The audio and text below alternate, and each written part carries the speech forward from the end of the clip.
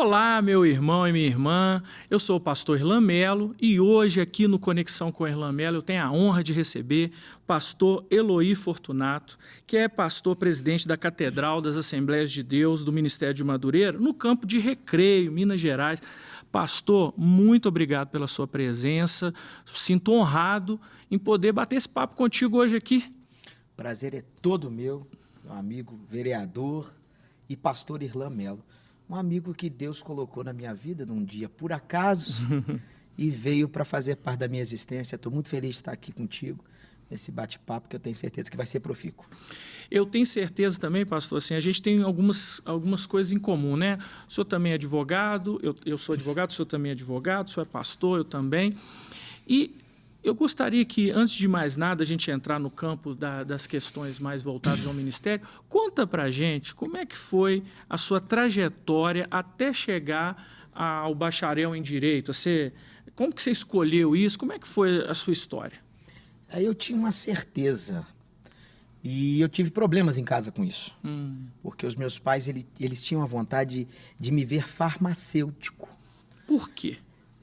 Coisa de gente do interior de Minas Gerais, que às vezes ia lá numa farmácia e o médico não sabia, não tinha um médico para atender, mas ele chegava lá no João da farmácia, o João da farmácia, toma isso e aquilo.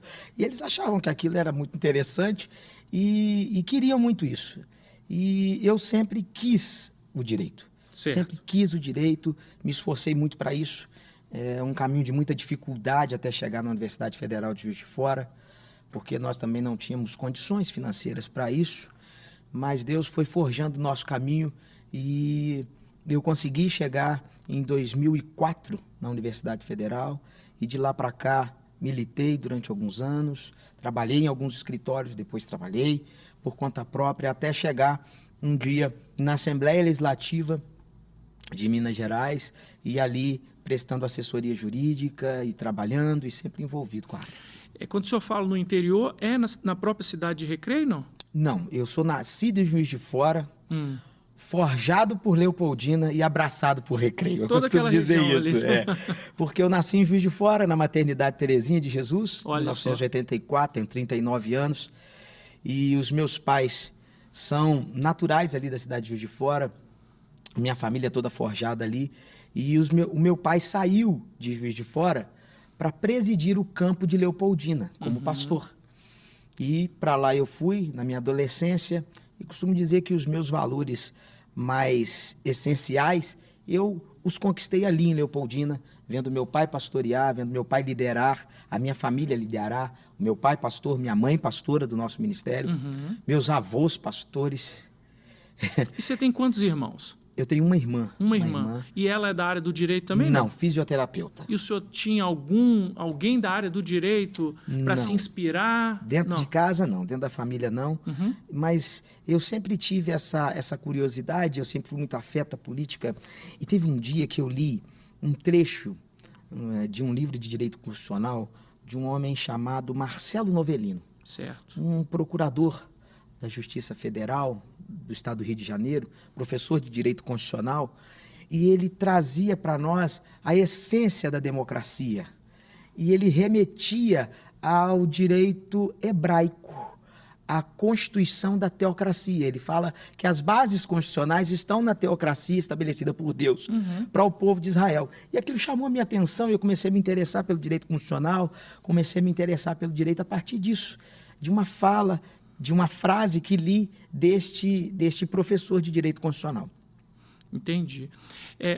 Quando o senhor estudou lá em Juiz de Fora, nesse momento você estava morando em Juiz de Fora ou estava morando em outro local e voltava todo dia? Como é que foi? Eu estava morando em Juiz de Fora. A minha trajetória ela é bem complexa nesse aspecto, porque não tínhamos condições. Tinha vontade de fazer a faculdade e o meu pai, um belo dia, falou assim: Eloy, ele viu a propaganda de uma escola, de um colégio pré-vestibular. Certo. E nesse colégio dizia que durante 3 meses haveria um simulado. E quem conseguisse o primeiro lugar naquele nível de provas ali estabelecidas pelo aquele colégio, ganharia uma bolsa integral. Ele foi lá, pagou os 3 meses e chegou para mim e falou: filho, te matriculei.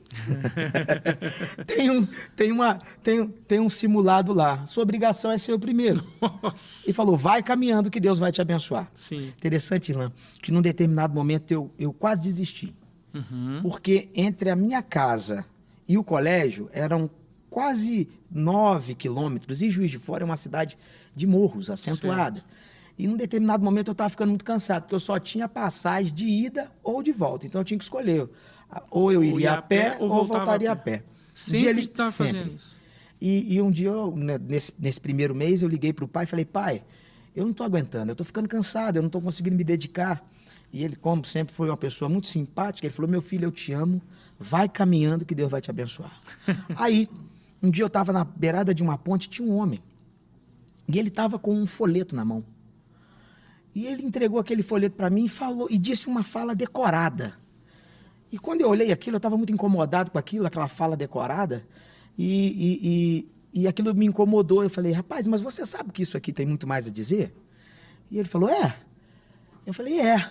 Ele falou: então me explica. Eu falei: não, mas você vai ter que andar comigo. Vai ter que caminhar comigo. E ele andou aqueles 9 quilômetros comigo. Passou o primeiro, passou o segundo, passou o terceiro dia. Olha só. E sempre aquele homem estava ali, no mesmo local, com um folhetinho. E dizia para mim assim: e esse aqui? Esse folheto fala alguma coisa? Eu falava: sim, fala. E descobri o nome dele.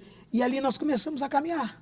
E aquela palavra do meu pai: vai caminhando que Deus te abençoe, começou a se cumprir na minha vida. Olha só.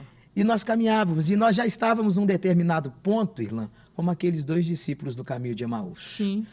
A palavra de Deus já ardia em nossos corações. Que bênção. E um dia, no passeio, o nome dele é Jorge. No passeio, ele olhou para mim e falou assim: Eloy, chegou a hora. Eu falei: chegou? Ele chegou. Eu falei: então vamos terminar de subir o morro? Ele: não, tem que ser aqui. Ele dobra os joelhos ali, naquele passeio. Olha só. E declara em alto e bom tom que recebia Jesus na vida dele. Glória a Deus. Ali eu dobro o joelho, começo a chorar com ele. E num determinado momento nós somos visitados pela presença do Espírito Santo. E ele é cheio do Espírito Santo e batizado com o Espírito Santo. Glória a Deus, que bênção. E ali nasceu uma amizade. E no fim da jornada eu consegui o primeiro lugar do simulado, consegui estudar por 1 ano nessa escola. E imediatamente consegui ingressar na Universidade Federal de Juiz de Fora para cursar a minha faculdade. Então você já nasceu num lar evangélico? Num lar evangélico. Eu costumo dizer que eu soltava a pipa no ventilador da igreja e piscina, para mim, era tanque batismal. Porque eu sou neto de pastor e sou filho de pastores. Meus tios são pastores do nosso ministério, da nossa igreja Assembleia de Deus. Olha só. Do Ministério de Madureira. O meu avô, João José Barreiros, viveu 89 anos, 89 preciosos anos, e ele foi membro da primeira mesa diretora da história da nossa convenção no estado de Minas Gerais. Foi um dos secretários da nossa convenção. O meu pai é secretário da nossa convenção, o secretário mais longevo da história da convenção do estado de Minas Gerais, do Ministério de Madureira, e hoje eu estou servindo a mesa diretora, sendo liderado pelo nosso pastor Moisés Pereira Pinto, como secretário da convenção. O pastor Moisés esteve aqui, foi uma bênção, ele contou um pouco da história dele.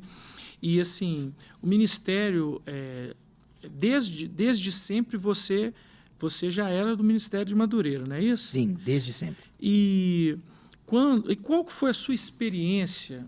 Então, assim, não, peraí, eu tive uma experiência pessoal com Jesus, para entregar realmente a sua vida para Jesus. Quando é que foi essa? Foi com 9 anos de idade, Irlan.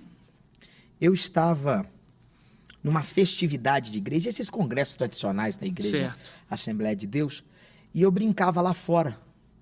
Eu estava brincando lá de fora, toda criança assembleiana. Eu era daqueles que tinha uma turma que pegava fogo. Turma que pegava fogo na igreja, botava fogo na seara.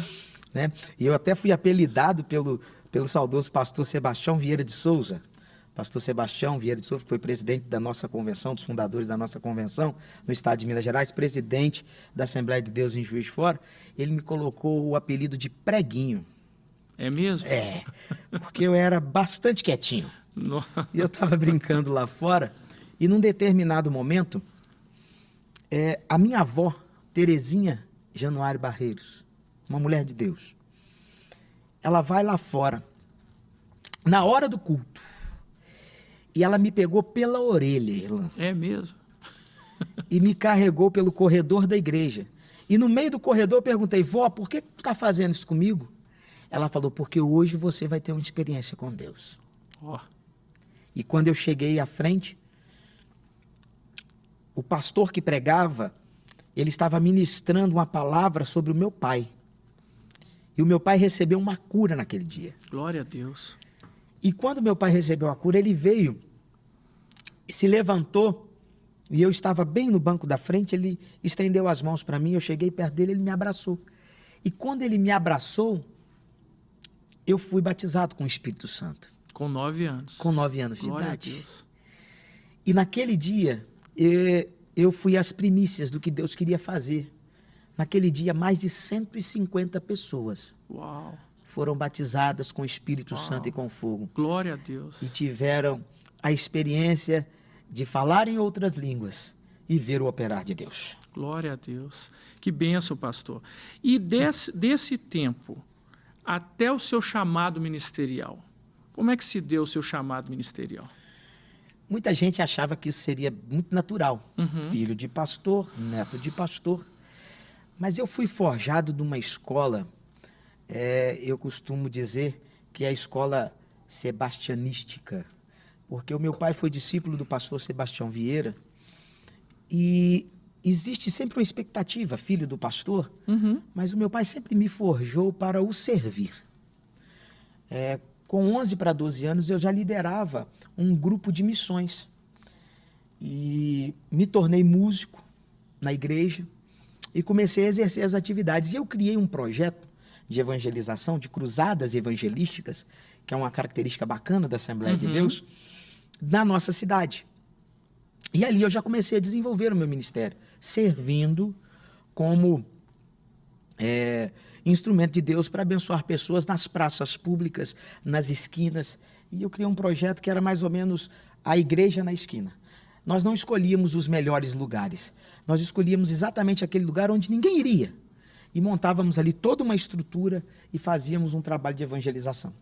E aí, o tempo passou, e quando eu fiz 18 anos de idade, exatamente no dia do meu aniversário, eu fui consagrado ao diaconato. Sim. Servi como diácono.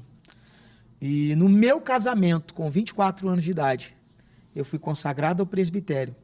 E logo após, com 26 anos de idade, eu me tornei, à época, o pastor mais jovem da história do Ministério de Madureira em Minas Gerais. Olha com 26 anos de idade.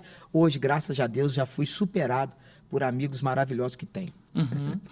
Eu quero te falar aí, você que está nos acompanhando nas redes sociais, para você seguir, né, o nosso perfil @irlan.melo, para que a gente possa bater um papo também nas redes sociais. E você que é empresário, você que está precisando assim, de um apoio em relação à sua empresa, questões tributárias, dívidas. Eu e o pastor Eloy, nós somos advogados, nós sabemos como é importante ter um apoio especializado na hora da dificuldade. Então, eu quero sugerir a você a RRB Consultoria, do meu amigo Dr. Rafael, que vai te ajudar na hora aí da necessidade e da dificuldade. Pastor, dá para conciliar o direito com o ministério pastoral? Dá. Como? Porque eles dizem deixando um e fazendo somente o outro. É mesmo? Porque o pastor advogado, sim, ele enfrenta situações muito específicas do seu dia a dia. E é impossível você não ser demandado pelos irmãos, demandado pelas pessoas que te procuram para um atendimento espiritual na área do direito. Eu vivo isso todos os dias. Mas chega um determinado ponto, como hoje estou na presidência de um campo, que você precisa fazer uma escolha. Porque o direito ele exige muito de nós mentalmente. E exige uma dedicação. E quando você não consegue entregar para o cliente aquilo que ele merece e precisa, você começa a perceber que tocar um escritório ou tocar um projeto de militância nos tribunais É muito difícil e, ao mesmo tempo, pastorear, mas é possível.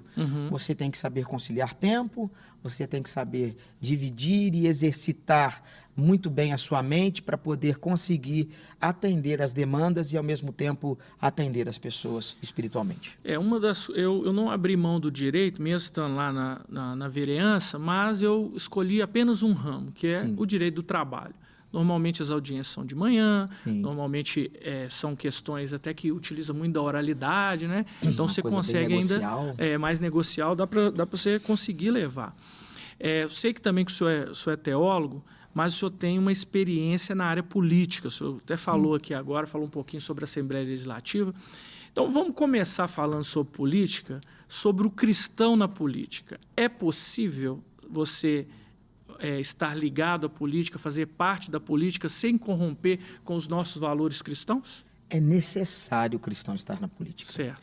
E é possível, sim, manter os seus valores, manter as suas bases de instrução bíblicas e teológicas, não se corrompendo. Eu costumo dizer que o bom político cristão é aquele que ele não olha para o ambiente. Ele se prende no fato de não se corromper.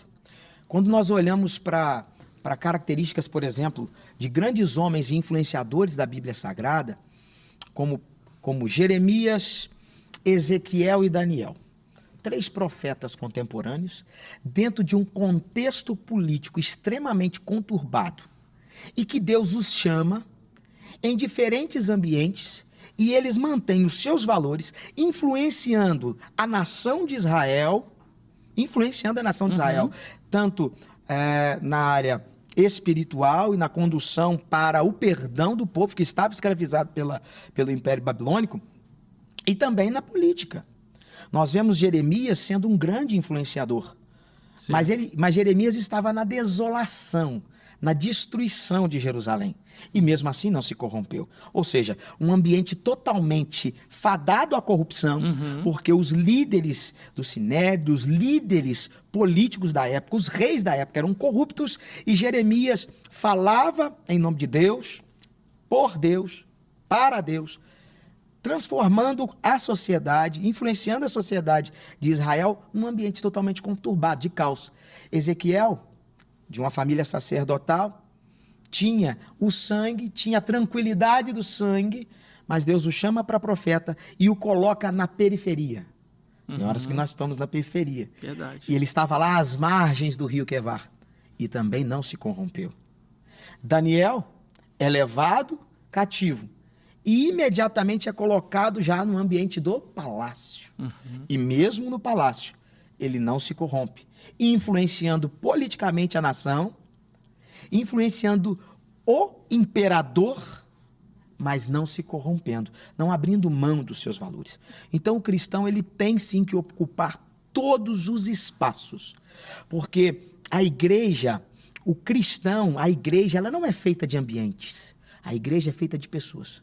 O grande problema hoje é que as pessoas escolhem os lugares quando ela deveria escolher pastores. Deus constituiu pastores sobre a igreja e não lugares. Pastores constroem igrejas, igrejas não constroem pastores. E o cristão precisa ocupar todo e qualquer ambiente. E a política é um ambiente extremamente necessário para que nós possamos manter de forma coerente, de forma inteligente, não agressiva, mas com firmeza, todos os valores que permeiam aquela sociedade. Aquela sociedade que Deus constituiu a partir de uma democracia, que a teocracia é uma democracia. E nós devemos valorizar isso, e o cristão ele tem que ocupar todos os espaços, sejam eles palacianos ou não. Agora, para a ovelha, e o senhor como pastor, e também advogado, e já trabalhando na política, qual o conselho que o senhor dá para a ovelha para que ela possa escolher bem o seu representante? É de qualquer jeito? É na hora que vai votar, pega um papelzinho no chão? É seguindo a esse ou aquele? É olhando qual é mais bonito ou feio? Qual que é a orientação que o senhor dá em relação para a ovelha? Olha, eu costumo dizer, sempre quando algum irmão vem me pedir orientação de voto ou conversar comigo, eu costumo dizer que ele primeiro precisa se ocupar das coisas públicas. Todos nós deveríamos, como cristãos, nos ocupar para nós analisarmos o perfil da pessoa. Porque eu costumo dizer, o vereador Irlan, que na igreja tem de tudo, até aqueles que serão salvos em Cristo Jesus. Todo e qualquer ambiente, ele tem pessoas que dão exemplo de vida. Para mim, a hora da escolha do voto, o primeiro critério tem que ser: é de fato cristão? Certo. Desenvolve na sua vida, no seu caráter, um perfil de cristão? E às vezes eu pergunto: mas como eu vou descobrir isso? Aí eu costumo dizer para a pessoa assim: procure saber se esse político tem uma esposa e se essa esposa é feliz. Boa. Porque se a pessoa, ele consegue ser o sacerdote do seu lar, ter a harmonia na sua casa, governar bem a sua casa, com certeza ele será um bom político. E no lado espiritual, a mesma coisa, Ilan. Quer saber se o homem é um grande obreiro e cheio de Deus? Procure saber o estado da esposa dele. Veja se ele é feliz com ele como pastor, com ele como obreiro. E assim, e a gente sempre orienta nesse sentido. Buscar as características que demonstram um caráter ilibado, um caráter condizente com os valores cristãos. O senhor também é representante, o senhor faz parte, né, membro da Comissão Jurídica da Convenção Nacional das Assembleias de Deus do Ministério Madureira. E a gente vê hoje em dia muitas igrejas que não têm um apoio jurídico, né? E às vezes fazem coisas que depois se arrependem e aí que vão procurar, né, uma solução. Sim. A pergunta é importante que os pastores, nós estamos falando aqui de uma grande convenção, mas existem igrejas menores, às vezes que nem estão ligadas a uma convenção específica. Mesmo nesses casos, é importante uma assessoria jurídica para o pastor e a igreja? É de suma importância. Nós estamos vivendo dias em que as nossas palavras são medidas o tempo todo.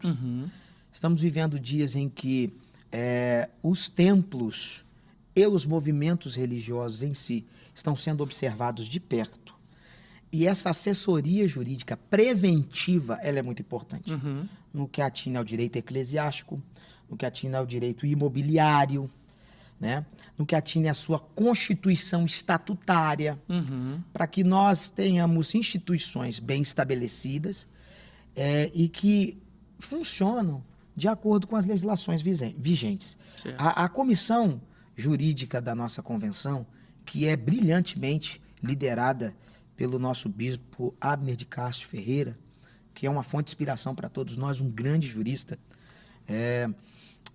ela existe exatamente para isso, para instruir, para prevenir situações específicas, então, para compartilhar jurisprudências, para compartilhar teses, para que as igrejas se adequem às legislações, para que os pastores ajam conforme as legislações e para que nós tenhamos harmonia entre o funcionamento da igreja, que tem um papel social extremamente importante nesse país, e nós tenhamos essa harmonia tão desejosa pela nossa Constituição. Sim.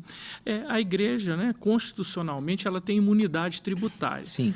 E existem, por exemplo, igrejas que o pastor não sabe que ele não precisa pagar o IPTU, porque ele tem imunidade. Às vezes até um templo alugado, aqui em Belo Horizonte, inclusive, nós já resolvemos essa situação mediante um acordo com o prefeito e um decreto para facilitar esse tipo de isenção. Porque é algo previsto na lei. Eu costumo dizer, pastor, que a igreja vai aonde o Estado não consegue chegar. Exatamente. A igreja faz um trabalho que o Estado não consegue fazer. Então, ela precisa também ser valorizada por isso, até porque ela está diminuindo os problemas do próprio Estado. As demandas estatais são diminuídas pelo trabalho social que a igreja desenvolve, pelo trabalho espiritual que a igreja desenvolve. Agora, só para completar, para o senhor fazer o seu raciocínio.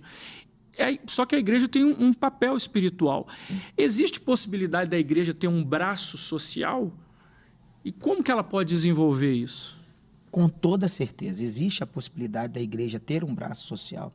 E, especificamente, a Assembleia de Deus, Ministério de Madureira, ela se estabeleceu desta forma. Nós temos os movimentos sociais, alguns chamam de pastorais, outros chamam de CIB, certo, né? Que são órgãos da igreja, que são constituídos a partir de associações civis, que são constituídos a partir de órgãos internos da igreja, que desenvolvem esse papel social e que atingem a comunidade de forma direta. E diga, Irlan, 90% dos pastores e igrejas, principalmente desse estado de Minas Gerais, que já rodei, na sua imensa maioria, não tem conhecimento dos direitos constitucionais atinentes aos movimentos religiosos e às instituições religiosas. Olha só. Recentemente, nós tivemos no estado do Rio de Janeiro uma grande vitória, que foi desenvolvida a partir de um parlamentar, um deputado estadual, que pertence à igreja, que foi a isenção do CMS na conta de luz. Olha só. Nós não temos aqui isso Nós em não Minas, temos em Minas Gerais. Isso aí. Teremos, se Deus quiser. E esse tipo de articulação, esse tipo de construção legislativa, ele é de suma importância, mas os representantes precisam estar alinhados com esses valores, com estas vontades, porque a igreja, ela cumpre um papel, como você mesmo alertou, ela chega em lugares inesperados. Verdade. Ela chega onde ninguém chega. Tem uma história muito bacana de um homem que queria ser um grande pregador. E um dia ele falou assim, eu vou treinar. E ele começou a se preparar para pregar, E um belo dia, Deus falou com ele assim, olha, vai para aquela pedra lá no alto do morro. E lá você vai pregar. E ele foi. E ele achou que ele estava ficando louco. E ele chegou naquela pedra e começou a falar do amor de Deus. E ele falou ali por 1-2 horas, pregando para as árvores. Olha. Passa-se algum tempo, ele está na igreja, e ele está pregando a palavra de Deus numa de suas igrejas, e entra um homem por ela. E esse homem começa a dar testemunho do que Deus fez na vida dele, através da pregação de um homem. E ele começa, um belo dia era um traficante. Que isso? E esse traficante fala assim, eu estava fugindo por conta das irregularidades e dos crimes que eu cometia. E eu me escondi debaixo de uma pedra. Eu estava lá debaixo da pedra pensando assim, o que vai ser de mim? E chegou um pastor, um homem, e começou a pregar. E ali eu encontrei Jesus. Olha só. E ali ele deu testemunho. E o pastor falou, este homem sou eu. A igreja é isso. A igreja chega aonde existe a necessidade. A igreja conhece as pessoas de perto. E o Ministério de Madureira, o próprio nome diz, Ministério de Madureira. Por quê? Nós somos sediados na Assembleia de Deus do Ministério de Madureira, ali na Carolina Machado, 174. Certo. Na nossa matriz histórica. Foi ali que tudo começou. A igreja Assembleia de Deus do Ministério de Madureira é uma igreja das periferias. E ela abraçou as comunidades. Quantos anos? Já são mais de 115 anos de Assembleia de Deus no Brasil. Glória a Deus. Nós não começamos ontem. Sim. E a igreja desenvolve um papel social muito grande. E essas legislações precisam chegar. E a desinformação, a falta de conhecimento, a falta de, não conhecimento, mas de informação dos pastores, de orientação, ela às vezes dificulta o trabalho. E nós precisamos desenvolver algumas legislações aqui no estado de Minas Gerais que eu vejo acontecer e evoluir em estados como São Paulo, Rio de Janeiro, no Rio Grande do Sul, certo? No norte do país, nós vemos legislações atinentes àquilo que diz respeito à imunidade tributária, ao papel social da igreja, a essa parceria das instituições religiosas com o poder público, que são muito vantajosas. Sim. Porque a igreja ela tem uma característica que talvez nenhuma outra instituição tenha neste país. A igreja tem profissionais de todas as áreas. É verdade. Dispostos a partir do chamado e da identificação do seu chamado, se valer de suas experiências profissionais para ajudar a comunidade. Então, o Estado entendendo que essa parceria ela é sadia, que ela é harmoniosa, que ela é constitucional, eu tenho certeza que nós veremos muita coisa boa pela frente. E você falou uma coisa interessante que eu também concordo muito, né? A igreja é o ambiente onde o pedreiro está sentado do lado do médico, onde o advogado está sentado do lado do bombeiro, onde o policial está sentado do lado do ex-traficante. e todos com o mesmo objetivo, né? Buscar a Deus, ser pessoas melhores, ser transformados pelo Evangelho.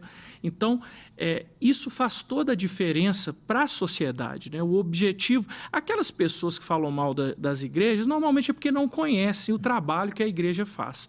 As pessoas acham que, aquelas que não conhecem, que a igreja, o objetivo da igreja é financeiro, quando, na verdade, o tanto que a igreja usa dos seus recursos para poder socorrer os seus membros, as pessoas que estão ali, isso ninguém percebe, né? Mas na hora que a pessoa, por exemplo, igual esse rapaz aí, está precisando de uma palavra, recebeu a palavra.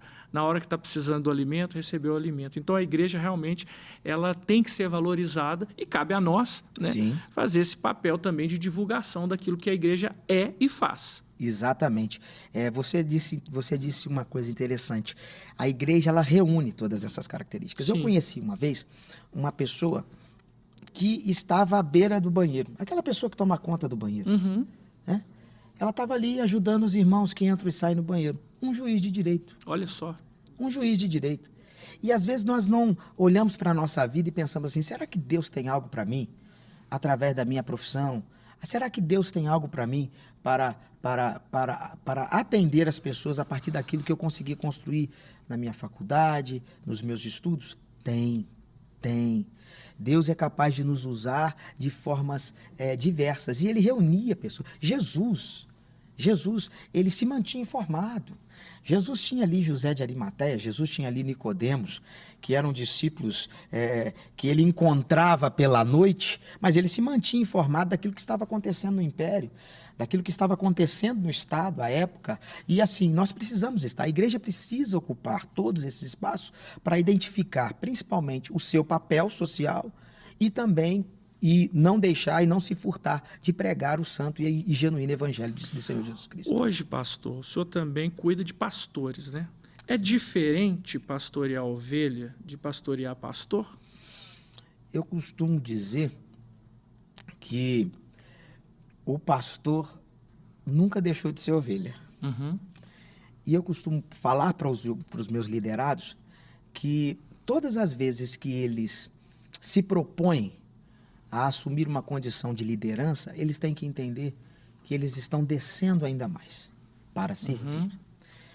Eu aprendi com o meu líder, pastor Moisés, uma coisa muito interessante. Pastor Moisés, ele sempre fala, olha, quando você estiver sendo colocado numa posição de destaque, de liderança, abra os seus olhos. Quando você estiver sendo consagrado, abra os seus olhos. Perceba quem está ali diante de você, te colocando numa posição de honra, te colocando numa posição de liderança. Porque às vezes a pessoa ela recebe a função pastoral e ela pensa que foi o próprio Gabriel que desceu lá de cima e ungiu ele. Fala, agora o meu negócio é com Deus. Não, foi o pastor, foi alguém que te deu uma oportunidade para que você exerça o ministério. E isso é maravilhoso. Quando você lidera sabendo que um dia você foi liderado, você valoriza. Verdade. E os pastores, eles precisam ser orientados nesse sentido. Nós não estamos numa posição de servência, mas para servir nós temos que estar aptos a servir. Porque a igreja precisa de líderes hoje muito preocupados com todos. Hoje, Irlan, a pessoa ela tem que tomar muitas decisões. A gente fala assim, o tempo encurtou. Por quê? Porque a velocidade da informação reduziu demais. Uhum. Então o pastor ele tem que estar pronto a todo instante para atender as pessoas que necessitam dele. Eu costumo dizer, pastor, que eu recebi isso do meu pastor, né? Certa vez ele, falando sobre um tema específico, ele disse assim, nós precisamos, ele estava falando para líderes ali, pastores, né? Ele falou assim, nós precisamos ter a mente de pastor, mas o coração de ovelha. Exatamente. Porque a mente de pastor te faz enxergar coisas que normalmente uma ovelha não vai enxergar. Mas o coração de ovelha faz com que você não perca a sua verdadeira vocação, que é servir. E quanto mais a gente cresce, mais a gente serve, que é o que o próprio Deus disse, Jesus disse, né? Que o maior é o que serve. Sim. Então nós precisamos realmente ter essa coragem de entender isso, realmente valorizar aqueles que impuseram as mãos sobre nós e estarmos ali para servir as pessoas, as ovelhas e também os nossos líderes, né? Isso faz toda a diferença. Mas eu gostaria de perguntar para o senhor também, como que o senhor tem visto a igreja brasileira hoje? O senhor tem, do ponto de vista de aproximação da igreja com os valores mesmo bíblicos, dos valores bíblicos, e da igreja com a sua visibilidade perante a sociedade. Como que o senhor tem visto hoje isso? Olha, eu tenho observado, e sou um estudioso da igreja, eu gosto de olhar para a igreja, perceber a igreja. Tem uma frase do nosso bispo Abner que marcou a minha vida e marca a minha vida. Nós não podemos olhar para a igreja de amanhã. Nós temos que olhar para a igreja de daqui a 500 anos. Nós temos que olhar à frente a igreja. Não podemos nos ater ao momento atual. Nós temos que pensar o futuro da igreja. E o que nós temos visto é uma banalização muito grande do evangelho e dos movimentos evangélicos, a partir de uma postura de um liberalismo teológico que está misturando, no sentido de que se estabeleça um misticismo sincrético, se volte a uma postura de um relativismo dos conceitos e valores cristãos. A igreja, ela avançou muito no planeta Terra enquanto ela sabia o que queria e aonde queria chegar. Então, nós não podemos abandonar a pregação genuína do evangelho. E o que tem acontecido muito é que nós estamos deturpando valores que já estão estabelecidos de forma muito essencial dentro dos templos, dentro dos movimentos evangélicos e adotando algumas posturas que nos afastam da pregação do evangelho genuíno. Né? Porque quando nós buscamos a paz, nós temos que entender o verdadeiro propósito do mensageiro da paz. Jesus veio como mensageiro da paz, mas ele não veio para estabelecer uma paz que é aquela paz do cemitério, aquela paz ausente de vozes, aquela paz que não tem confronto. Jesus, ele veio sim para estabelecer e mostrar para nós o verdadeiro sentido do amor. Mas qual amor não confronta? Qual amor não põe limites? Então, a igreja, eu penso que a igreja, a maneira da igreja se reaproximar da sociedade e evitar essa banalização, é não se furtar da pregação do evangelho genuíno. E aonde existe a sã doutrina, existe a paz. Eu costumo dizer, Irlan, que a palavra ela tem que estar na boca, mas não é suficiente. Temos que ter a palavra na boca e depois, junto com isso, vivermos, praticarmos aquilo que pregamos. Para a igreja dar certo, ela tem que ter na boca e tem que praticar. Porque não pode existir um abismo entre aquilo que eu prego e aquilo que eu vivo. E quando existe na boca e quando praticamos, Deus adorna. E o adornar de Deus que é maravilhoso. Porque aí Deus adorna. Adorna como, pastor? Colocando na cova dos leões. Adorna como, pastor? Colocando você dentro de uma fornalha ardente e saindo de lá andando. Aí as maravilhas de Deus acontecem. A igreja tem um papel de extrema importância para aproximar a sociedade de Deus. O que é o príncipe da paz? Jesus é o príncipe da paz porque ele veio para reconciliar o nosso relacionamento com Deus Pai. Ele veio para cumprir a vontade do Pai, cumpriu a vontade do Pai e restabeleceu o caminho. O véu, Hebreus capítulo 10, a partir do verso de número 19, ele nos convida a entrar com ousadia nos santos dos santos. E a igreja não pode se furtar desse papel. A igreja não pode se furtar do sobrenatural, mas nunca entender que o culto é racional. É interessante que o senhor está falando sobre isso, né? Tem muitas igrejas, pastores, que eles estão assim, receosos com as críticas. E por conta disso estão tendo uma liberalidade, como o senhor mesmo falou, e as pessoas elas vêm do jeito que elas estão e continuam do jeito que elas estão e ainda querem influenciar a igreja para que aceitem aquilo que a igreja luta contra, que é o próprio pecado. Exatamente. Não é? Como lidar com essas críticas? Olha, só se consegue lidar com essas críticas mantendo a palavra da verdade. Certo. Não podemos nos furtar. Não abrir mão da verdade. Não abrir a mão da verdade. O evangelho é para todos. Jesus veio para todos, mas Jesus não veio para qualquer um. Cristo Jesus veio para todos, mas ele não veio para qualquer um. existe uma lista de situações que não podem nos separar do amor de Deus. Mas o pecado não está lá naquela lista bíblica. Verdade. O pecado nos afasta. Sim. Se nós caminharmos por essa trilha, por esta vereda do relativismo, nós vamos voltar ao gnosticismo, tão combatido pelo apóstolo Paulo, tão combatido pelo apóstolo Pedro e pelo apóstolo João. Nós vamos voltar a esse relativismo e vamos separar o Jesus do Cristo. E aí, esse é o momento em que entra a heresia dentro da igreja. Para vencer as críticas, você não pode se furtar de falar a verdade. Pessoas têm suas convicções, beleza. Tem suas ideologias, beleza. Mas nós não temos preconceito. Nós temos conceitos firmados, pré-estabelecidos, e defendemos a verdade acima de tudo. Recebemos a todos, conversamos com todos, mas não admitimos, de forma alguma, que o evangelho não seja capaz de transformar uma vida do monturo para as regiões celestiais. Amém. Pastor, nós temos um quadro aqui chamado de pastor para pastor. Então, um dos seus pastores mandou uma pergunta, eu gostaria que o senhor pudesse responder. Vamos lá.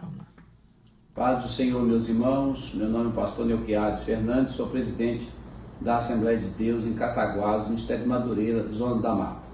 Faço parte da mesa diretora da Convenção do Estado de Minas Gerais e tenho como um amigo o pastor Eloy, um grande amigo. E quero aqui fazer uma pergunta para o senhor pastor Eloy. Conhecemos e sabemos que o irmão tem uma excelente carreira na área da advocacia. Como foi e qual foi a experiência do irmão ter abrido mão de toda a sua carreira de advogado para poder servir a Deus como pastor? Gostaria que o irmão nos explicasse como é essa experiência de poder dar ao pastor a vida pelas suas ovelhas. Forte abraço, meu amigo, e a paz do Senhor. Olha aí, pastor. É uma pergunta interessante também, que o senhor pudesse falar quem é esse pastor aí que está mandando essa pergunta. Esse querido amigo é o pastor Neuquiades Fernandes, pastor presidente da Igreja Evangélica Assembleia de Deus, Ministério de Madureira, do campo de Cataguases, um majestoso campo. E ele também é um dos nossos vice-presidentes da mesa diretora da Convenção Mineira. Certo. E a pergunta do pastor Neuquiades me remete a uma situação muito específica. Eu estava, um dia de minha vida,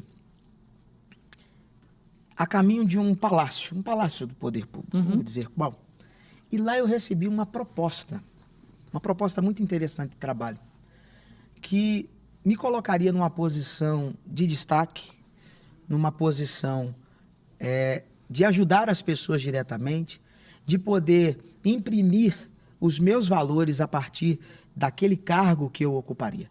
Recebi esta proposta, Irlan, e saí de dentro do carro, saí de dentro do gabinete, entrei no carro, e essa proposta veio exatamente 9 dias depois de eu ter assumido a Catedral das Assembleias de Deus, Ministério de Madureira, no campo de Recreio. Certo.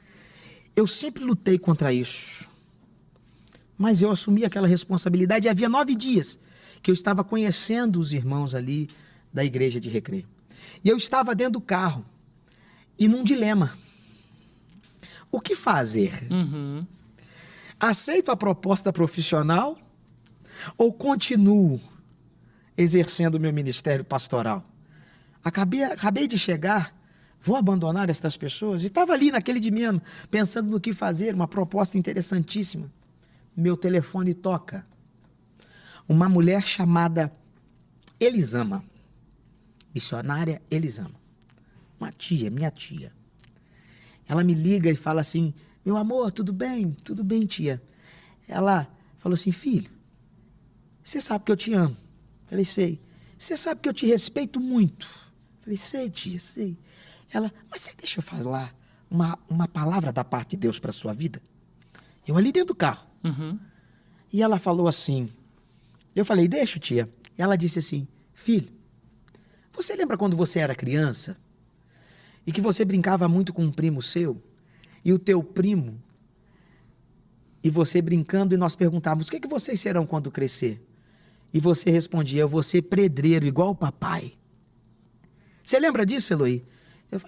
Eu achei, aquilo me remeteu a algo bom da minha infância. Eu disse: lembro, tia. Aí ela disse para mim assim, pois é, Deus não te chamou para ser advogado? Deus não te chamou para ser chefe de gabinete na Assembleia Legislativa?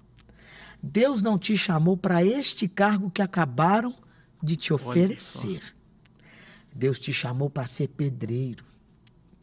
Deus te chamou para construir muralhas em torno de relacionamentos. Glória a Deus. Deus te chamou para reconstruir lares, casas. Deus te chamou para fazer a vontade dele e reconstruir vidas. Meu filho, não se esqueça, você é pedreiro. Olha só. Ali eu voltei, abri mão e estou aqui até hoje servindo a Jesus. Glória a Deus. Eu fui presenteado com os irmãos da cidade de Recreio. Fui presenteado toda a minha infância com os irmãos da cidade de Leopoldina e da cidade de Juiz de Fora. Servir a Jesus é o meu maior prazer. E é por isso que eu tive a coragem, porque eu vi Deus agindo diretamente nessa minha decisão. Amém, amém. Agora, pastor, de ovelha para pastor, uma nova pergunta, vamos lá. A paz do Senhor, eu sou o presbítero Hudson Andrade Júnior, membro da Catedral das Assembleias de Deus Ministério Madureira, na cidade de Recreio, Minas Gerais. Pastor, sabemos um pouco da sua história. Sabemos que é neto de pastor, filho de pastor e hoje pastor presidente de um campo. E temos muitos casos de filhos de pastores que não permanecem na igreja e em algum momento até se revolta com a família. Como lidar com a pressão de permanecer a vida toda em uma família pastoral e manter fiel e não se desviar? Olha aí, pastor, que pergunta, hein? É verdade. Não é fácil. Filho de pastor não é pastorzinho. Verdade. E realmente, sou filho de pastor, neto de pastor, sobrinho de pastor, de pastora. Minha mãe também é pastora do nosso ministério. Olha, a pressão é muito grande. Eu conheço inúmeros casos de amigos, filhos de pastores, que abandonaram a fé. Abandonaram a fé diante da pressão que às vezes é exercida pelo próprio meio social, pela própria família. E como lidar? Para lidar com essas situações, você primeiro precisa entender e aprender a separar o pai do pastor. O meu pai, Francisco Eloy Fortunato, pastor Eloy, ele é um homem maravilhoso, mas ele nunca se furtou de ser meu pai. E eu tive que aprender a lidar com isso, porque tinha dias que o pastor se misturava com o pai e as coisas esquentavam. E essa situação específica de filhos de pastores que abandonam a igreja, que abandonam o ministério, estão muito ligadas à maneira como isso é conduzido dentro da própria casa. A minha casa sempre foi um ambiente de oração, de cultos domésticos. A minha casa sempre foi um ambiente conduzido pelo Evangelho. Os meus pais nunca me pressionaram ao ministério. Pelo contrário, eu sempre tive liberdade de ser, primeiro, cristão, para depois ser pastor. Eu costumo dizer que ser filho de pastor é ser um baita de um alvo. Porque as pessoas reparam, observam. E sempre estão olhando de maneira, às vezes, tendenciosa, às vezes humanitária, às vezes para estender as mãos, né? O que nós temos que fazer é aprender a lidar com as situações difíceis. Às vezes eu chegava em alguma roda de conversa e eu via assim, lá vem o Salomão. E aí a gente tem que saber lidar com isso, lidar com essas pressões que às vezes norteiam o ambiente da igreja. Porque nós vamos viver isso em todas as esferas da nossa vida. Certo. E na vida ministerial não é diferente. E para o filho de pastor, realmente é mais difícil. Mas graças a Deus eu tenho... E as pessoas, às vezes, elas discriminam, Irlan, por detalhes. Teve um dia que alguém falou para mim assim, mas você nunca vai poder pastorear. Aí eu falei, por quê? Ela falou, porque você não teve uma experiência lá fora. Você não tem algo para contar do mundo.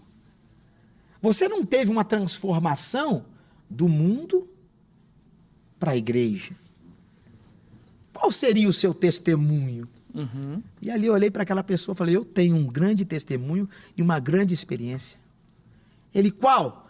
a experiência de nunca ter vivido estas experiências. Glória a Deus, verdade. De ter me mantido no Evangelho e estado o tempo todo ao lado dos meus pais servindo a Jesus. Glória a Deus. E é verdade mesmo, né? Qual foi a experiência que Jesus teve no mundo? Nenhuma. Entendeu? Então nós temos outros personagens bíblicos também que passaram por esse tempo. Qual seria, pastor, hoje, o seu maior sonho? Como Eloí? Pai, marido, pastor, teólogo, advogado. Qual é o maior sonho que você tem hoje na sua vida? Ô Irlan, eu não tenho dúvidas disso. Eu fui presenteado por Deus. Eu não escolhi a minha esposa, foi ela que me escolheu. É mesmo? Foi. Ela fez prova com o Senhor. E de lá para cá, nós constituímos uma família linda. E Deus, Ele me presenteou com um rapazinho chamado Elian, que é uma joia que Deus me deu.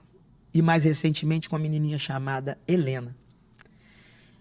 E o meu sonho hoje, a minha vontade, é ver os meus filhos crescendo na presença de Deus, se tornando ele um grande homem e ela uma grande mulher. Amém. Menino e menina. Glória a Deus. Na presença de Deus. E todos os meus projetos, eles conformam, eles se direcionam para o futuro dos meus filhos.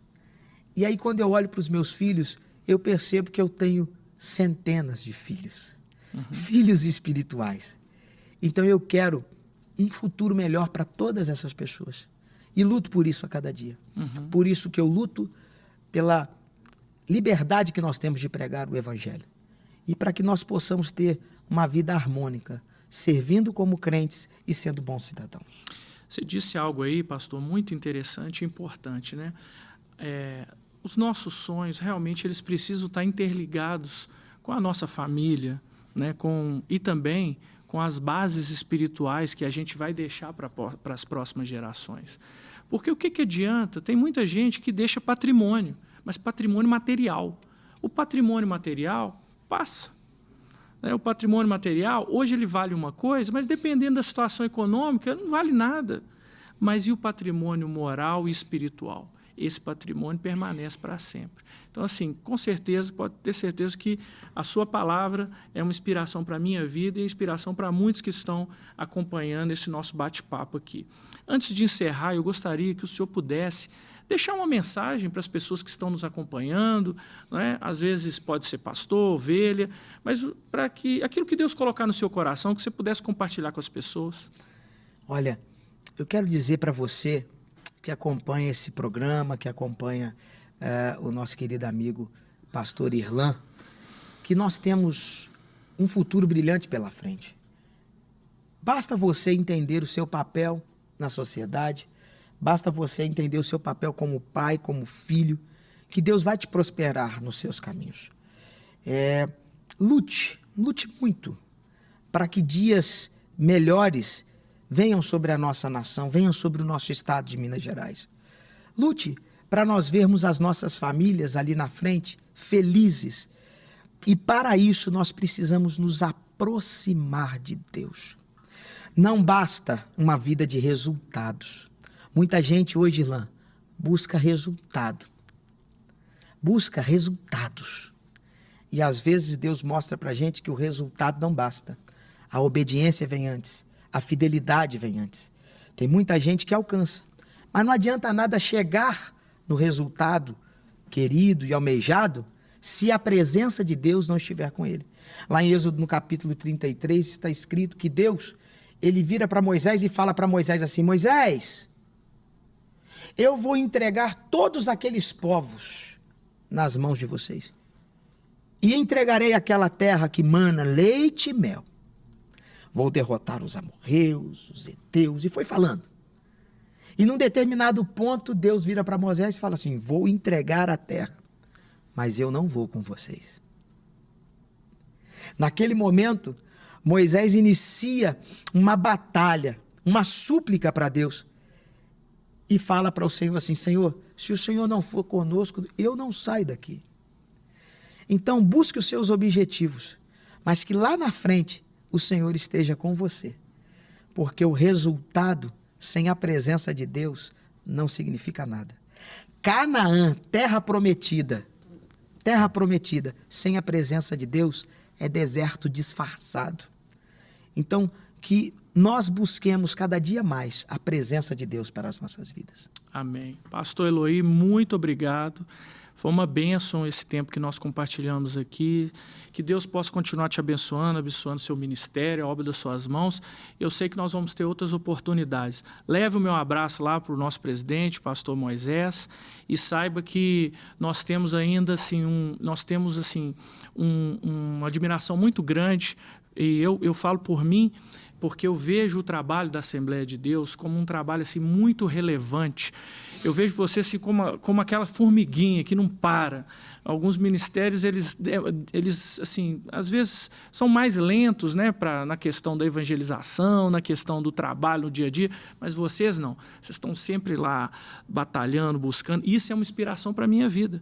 Te digo com toda clareza. Eu sei que a maioria das pessoas que estão nos assistindo aqui também sabem que isso é uma verdade. Então, assim, que o Senhor continue te abençoando sua família, sua esposa, seus filhos, seu ministério. E, em breve, nós vamos estar juntos novamente aí, celebrando a Deus juntos, né? Me convida lá que eu vou lá dar um glória lá na cidade de Recreio, lá contigo em breve. Vai ser um prazer te receber e nós vamos dar glória a Deus juntos.